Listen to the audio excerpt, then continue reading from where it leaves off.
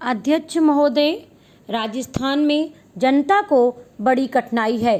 वहाँ सूखा पड़ा हुआ है, मवेशी मर रहे हैं। ऐसे जो स्थान हैं वहाँ आपको कदम उठाने चाहिए। वहाँ लोगों को तथा मवेशियों को खाने के लिए देना चाहिए, उनकी सहायता करनी चाहिए। अगर आपके शहरों का भी ध्यान रखा गया और देहातों की समस्या व किसानों की समस्या को हल नहीं किया तो भविष्य में बड़ा संकट पैदा हो सकता है। जब मैं अपने क्षेत्र में कार्य करने के लिए जाती हूँ तो जिन लोगों ने वोट दिया होता है और जिन्होंने नहीं भी दिया होता है वे भी शिकायत करते हैं। जब वोट का समय आता है तब तो आप कहती हैं कि लगान माफ़ होगा, गल्ला सस्ता होगा, गाय भैंस के लिए घास का प्रबंध होगा, लेकिन हो तो कुछ भी नहीं रहा है। अंग्रेज़ों से जब हमने राज प्राप्त किया था उस समय नारा लगाते थे कि लगान माफ़ होगा, नहरें खोदी जाएंगी, गाय भैंस के लिए घास का इंतजाम किया जाएगा, लेकिन कुछ नहीं हुआ। लगान भी दुगना बढ़ गया है। जनता में इन सब बातों को लेकर बड़ा असंतोष है। हमारे मंत्री महोदय जब जिले का या प्रांत का दौरा करने जाते हैं तो रेस्ट हाउस में जाकर ठहरते हैं। देहातों में जाएं तो उनको असली हालत का पता चले, लेकिन वे तो रेस्ट हाउस में जाकर ठहरते हैं ताकि कहीं उनको लू न लग जाए। इसलिए मैं निवेदन करती हूँ कि उनको गांवों में जाना चाहिए। वहाँ जाकर उनको किसान की कठिनाई को समझना चाहिए, उनकी कठिनाई को दूर करना चाहिए। किसान इस समय बड़े भयभीत हैं। उनकी तरफ बहुत सा रुपया पड़ा हुआ है, तकाबी का, बीज का, लगान का, बैल का इत्यादि। कलेक्टर या तहसीलदार उनको आज बहुत परेशान कर रहे हैं। उसके बैल नीलाम किए जा रहे हैं, ज़मीन नीलाम की जा रही है, उसको कचहरी में ले जाते हैं और पटवारी तहसीलदार किसान को जिस तरह से परेशान करते हैं उसका लेखा मैं नहीं दे सकती हूँ, उसका मैं वर्णन नहीं कर सकती हूँ। आज भ्रष्टाचार का ही बोलबाला है। जब तक 500 रुपया या 300 रुपया या 200 रुपया लेखपाल को या पटवारी को न मिले तब तक खाते में से नंबर वे लोग नहीं निकालते हैं। कचहरी में उन्हें परेशान किया जाता है और वे सब जगह परेशान होते हैं। महोदय, पंजाब के संबंध में मुझे यह कहना है कि अभी कुछ दिन पूर्व वहाँ पर भाषा का प्रश्न उत्पन्न हुआ। मेरा अपना विचार है कि जब भाषा के आधार पर पंजाब का विभाजन हो गया तो आज पंजाब की भाषा पंजाबी है और यह पंजाब के लोगों को निर्णय करना है कि वह पंजाबी किस लिपि के अंदर लिखी जाए।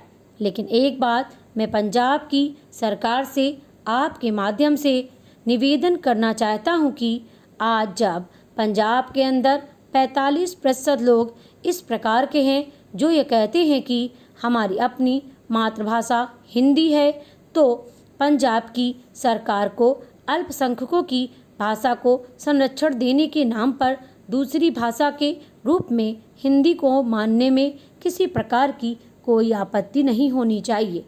इससे दोनों के संबंधों में मधुरता आएगी और किसी प्रकार के अनावश्यक आंदोलन से हमारा सीमावर्ती राज्य बचा रहेगा।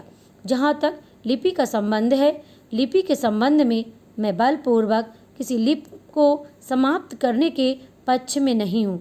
मेरा विचार रहा है कि देश में अपनी लिपियों को सुरक्षित रखते हुए अगर प्रादेशिक भाषाएं किसी एक सामान्य लिपि को वैकल्पिक लिपि के रूप में स्वीकार कर ले तो देश की अनेक भाषाओं को निकट आने में बहुत बड़ी सहायता मिल सकेगी। अगर पंजाब के लोग भी इसी आधार पर विचार कर सके तो मैं समझता हूँ कि यह पंजाबी भाषा के हित में और देश की एकता के हित में होगा। अंतिम बात जिसको कहकर मैं अपना भाषण समाप्त करना चाहता हूँ वह है प्रश्न जो आज पंजाब और हरियाणा में तनाव का कारण बना हुआ है और वह है चंडीगढ़ का प्रश्न। सभापति जी, आपने देखा होगा कि कल इस प्रश्न को लेकर यहाँ एक गर्मा गर्मी का वातावरण भी उत्पन्न हुआ।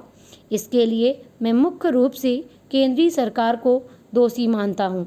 सरकार की अपनी आदत है कि जो इस प्रकार के विवादास्पद प्रश्न होते हैं उनको लंबा टालने की इसकी प्रवृत्ति बन गई है।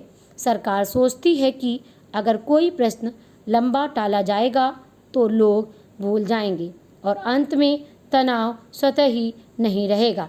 इतिहास इस बात का साक्षी है कि जिस प्रश्न को सरकार ने टालना चाहे मैसूर महाराष्ट्र का सीमा विवाद का प्रश्न हो, गोदावरी या कृष्णा के जल का झगड़ा हो, महोदय पंजाब के अंदर चंडीगढ़ का झगड़ा हो, सरकार ने जिस झगड़े को टालना चाहा वह झगड़ा और अधिक उग्र रूप लेकर देश के और सरकार के सामने आया। इसलिए मैं चाहूँगा कि इस सरकार को आगे के लिए यह परंपरा डालनी चाहिए कि जब भी इस प्रकार के कोई प्रश्न आए तो उन प्रश्नों पर दृढ़ता से विचार किया जाए और तत्काल उनका समाधान किया जाए। वर्षों तक उन प्रश्नों को लटकते छोड़ लोगों को आपस में संघर्ष का अवसर नहीं देना चाहिए। मैं आपसे निवेदन कर रहा हूं कि जो राष्ट्रीयकरण के समर्थक हैं वे भी राष्ट्रीयकरण को साध्य नहीं मानते। प्रधानमंत्री ने स्वयं स्वीकार किया है कि अनेक देशों में बैंक सरकार के हाथ में है, लेकिन बैंक सरकार ने ले लिया तो समाजवाद आ गया। ऐसा कोई नहीं कह सकता। जिन देशों में समाजवाद नहीं है वहाँ बैंक सरकार के हाथों में है। फ्रांस में समाजवाद नहीं है, सरकार ने बैंक ले लिया, और ऑस्ट्रेलिया में बैंक सरकार ने ले लिए। लेकिन बैंक कर्मचारियों के आंदोलन के फलस्वरूप चुनाव में जब नई सरकार बनी तो बैंकों का राष्ट्रीयकरण समाप्त करना पड़ा। राष्ट्रीयकरण कोई हर रोग की रामबाण औषधि नहीं है और राष्ट्रीयकरण सरकारीकरण में नहीं बदलना चाहिए।